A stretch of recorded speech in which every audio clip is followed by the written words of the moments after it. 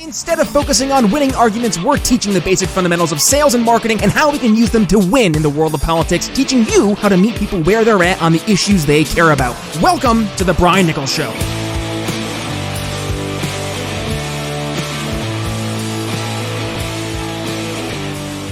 Don't get precious about your platforms and always be where your audience is. What's going on, everyone? It's your friendly neighborhood marketing guy here, Chris Goyzueta or Chris G. Thanks for tuning in to the Brian Nichols Show. I am back taking over the show with a little quick tip for y'all, right? So as always, learn more about the Brian Nichols Show at briannicholsshow.com, and you can listen to this wherever podcasts live, and also on the YouTube channel. And all those links are there at the Brian Nichols Show. To connect with me, you can go to makingitwithchrisg.com, and all my stuff's over there. But you can find me on Brian's show as well. It's funny. I always talk about marketing. I'm the worst at well, I'm a marketer, right? I'm not a salesperson. I don't really sell myself. But anyway, so don't get precious about your platforms, right? So I know a lot of people in the liberty movement, they love Twitter. They love hanging out on Twitter. Maybe some are still on Facebook, right? But as I always say, right, my broken record slogan. So Brian always says, meet people where they're at. What do I always say? Know your audience, right? So know your audience and know where your audience is at. So don't get precious about platforms. Be, I guess, precious about attention, right? What is taking up your audience's attention? They might be spending 50% of their time when they're online on Twitter right now, right? But next month it might be somewhere else. The month after that, it might be somewhere else.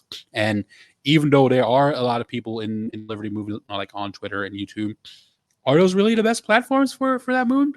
I don't know, right? You might reach new people, right? You might convert some people, but I've never seen anyone convert anyone on Twitter or on YouTube. The conversion is more about in the stuff that Brian and Jeremy talk about on the podcast, right? The sales stuff. It's more when you're meeting people at events, people face to face, when you actually can meet them where they're at and figure out what they care about, what their pain points are, right? And talk to those things directly and learn about the person that you're trying to sell on Liberty. So again, you're meeting them where they're at. So meet them where they're at online as well. And meet your Liberty crowd online where they're at, right? So if they're hanging out on Twitch, go to Twitch. If they're hanging out on TikTok, then go there, right? And also go wherever is the most natural for you, right? So you want to be on a platform that's authentic for you, and most likely people that the age demographics and the type of people that you talk to the best, they're probably going to be on those platforms as well, right? And always look at the charts, right? So looking at my phone here, right? It's like I try to check these app charts almost every day. So things change constantly, right? So right now, the number one app on at least the iOS store on Apple is TikTok, then YouTube, then Instagram, Facebook, and then Snapchat, right? So this is as of October 20th, 2021. Of course, always trying to make content evergreen, so it's relevant for forever. But yeah, that part will be relevant, right? So just those names will be different. But always scroll through your apps and see how popular your apps are, right? And I don't know, I think it's worth always checking the top 200 to see if there's any new apps that are standing out, right? I'm always looking where Odyssey is ranking, as y'all probably have known if you heard past episode of me. Like I'm big into the blockchain stuff, right? So I'm looking where all the blockchain apps are. So always be where your audience is. Don't get precious about platforms. You know how I feel about platforms, and you haven't heard it yet.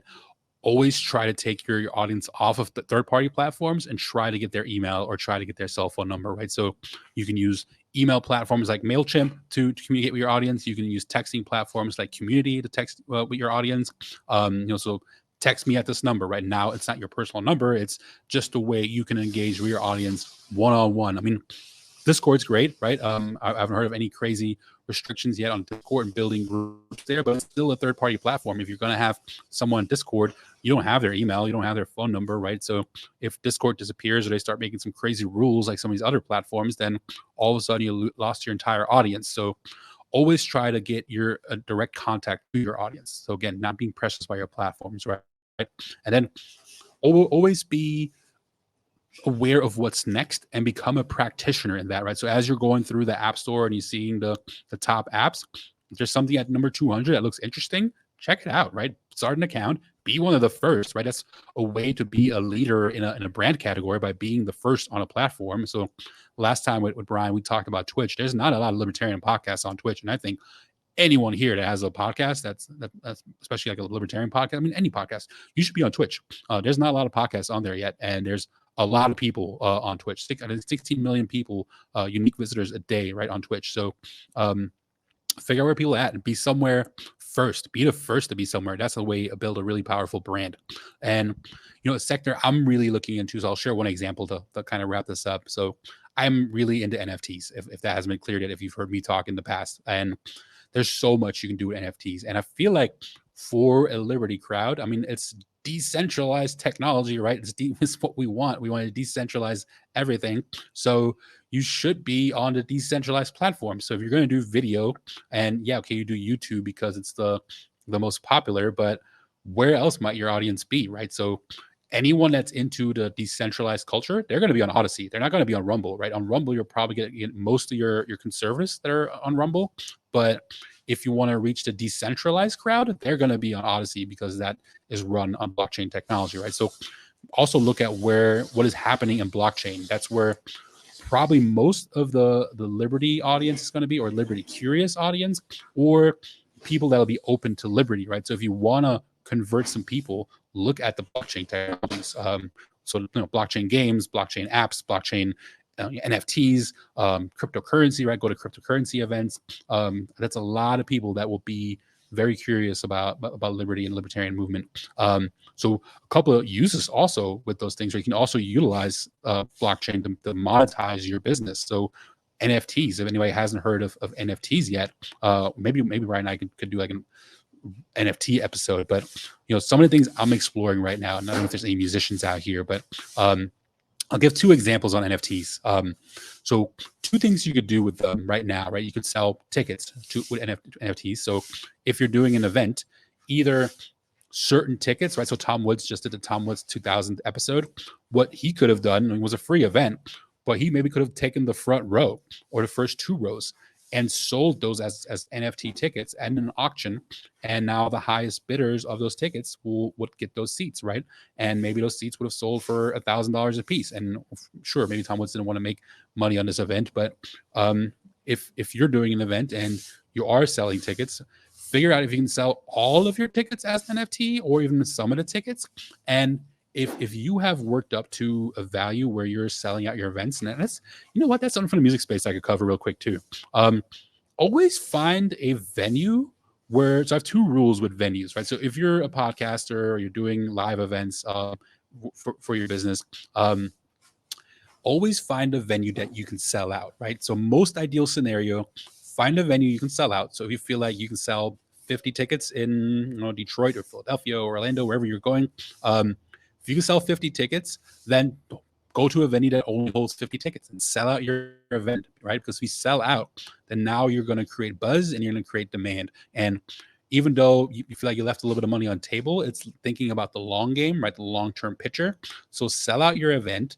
And then next time you come through town, play a slightly bigger venue. And the thing that's now going to happen, people, if you're selling it as an NFT, then it's an auction, then people will pay more for your tickets, or that you'll sell more advanced tickets, right, than day of show tickets. So always play the appropriate size venue. Don't try to go for the cool venue or where you think you might have the most potential to make money, right? And that's the great thing about NFTs, because NFTs, it can be an auction ticket and people will pay for it what they want, just like they would on StubHub, right, in the third party ticketing market. So always play a venue that's appropriate to size. The other cool thing with NFT tickets is if you're it's one that does live events and you're starting to sell out shows, right? What will happen? Someone buys a ticket to your event and then they sell it. They sell it on StubHub, they sell it somewhere else. And what might happen, say we're selling your tickets at $100 and they sell it on StubHub for 200, then the $100 for your ticket, that ticket is going towards paying you. It's going towards paying the venue. So you're not really seeing the full $100. The scalper that's selling it for 200, they're going to see the entire $100 profit that they made, right? So they're actually making more money than you in the venue off of that ticket. But if that ticket is an NFT, the big value on NFTs is the smart contract that's attached to them, right? So yes, it's the art. The art is cool, but the smart contract is where really the value is, right? Because every time that artwork that NFT sells again, the original creator gets a commission, right? So now if you have a $100 ticket and sells for $200 on StubHub, you get a 10% commission. I don't know. I'm still looking really into NFTs. And I'm going to launch one next month or two with an artist I work with, but you will get a commission. I don't know how much of commission you can get. I mean, maybe it means you're doing a contract. I wonder if you can just do 50% commission. I don't know. But what I always hear people talk about is 10% to 15% in commission. But now when that ticket gets sold as by a scalper, you're going to get 10% of that sale. Or someone has a ticket, they can't go, they sell it to a friend, you're going to get 10% of that ticket. So a lot of cool things you can do with NFTs. And then the last example I wanted to give is with music, right? So take that example. If you're not in music space, try to see how you can make that example work in your space. Maybe you're raising money for a project, right? I know we've talked about SoundMind Creative Group a lot. Maybe they give away a portion of ownership to their documentary they're creating. I don't know, like figure out a way you can maybe auction off part ownership of a project you're starting. So for music, for example, I'm sure a lot of people have heard this too. Like people always talking about the master, right? Who owns the master of a song or an album? And a cool thing that's starting to being talked about in the music space is instead of working with a record label, you can auction off your masters to your fans, right? Or people that are just want to invest in a asset, right? An income producing asset. If they see the value of an artist and they think that song can make money, the cool thing is if you sell part ownership of the song, then now the people that buy the ownership of it, they can make money every time the song makes money, right? So if you're putting out a movie, a documentary, whatever it is, every time that makes money, all of the owners make money, right? So if you're auctioning off 20%, what you can do, you can break that up into 1% fractions, right? So you can have 21% fractions of your or portions of your song, and you can have 20 different people that might invest in it, or you might have one person that buys all 20%, all 1% pieces. And so again, every time they make money, or just the song or whatever makes money, then they make money as well. Also, it incentivizes them to promote it, right? So now they're going to help promote the project too because they make money off of it. So another benefit there. And then if they have made their money back and whatever you've created has now gained value, and they decide to sell it for potential future earnings to someone that's an investor, you're going to get a commission off that sale, which is awesome, right? So, let's say you sold 21% portions to a piece of content you created. That each portion, I just had a thought, I'm gonna add this in there too. So let's say you sell each 1% fraction for $50 a piece, right? It's not a lot of money, but it's $1,000, right? $1,000 for a song. That's going to help production costs. That's going to help marketing costs as well for on a smaller scale independent artist. For a major label, it costs way more. But now if that $50 that song that someone paid $50 for has gained a ton of value and they sell it for $1,000, then you get a commission off of that, right? And then the other cool thought I had is if you're a content creator, let's say you have a YouTube channel and your YouTube channel is monetized, right? You're making money off of your YouTube channel. Why not sell a share of your videos, right? Maybe you sell 20% of your videos. So instead of, if you don't want to have sponsors all of your things, maybe you sell part ownership of that video, because YouTube will break down how much money each video brought in each month, right? And if it's a video that you anticipate will get hundreds of thousands of views or millions of views, and it's a video that can be monetized, why not sell 1% shares, up to 20%, 30%, 40% of your videos? So you're almost like making that money off of your videos in advance, and now people own portions of your videos. Now you just need to make sure your channel doesn't get demonetized, or that video doesn't get demonetized, because then the owners are kind of SOL. But you can make it exclusively for that video wherever that video is distributed, right? So that video gets distributed somewhere else. Let's say it's on Odyssey and makes money there, or it's on Rumble and it makes money there. Then people make a commission off their ownership on that. So anyway, some ideas. I feel like that's definitely where the content, the creative industry is going. There's going to be more and more opportunities like that. And I feel like if you can figure out a way to attach these smart contracts to your art and your creations, you can, have an extra revenue stream there.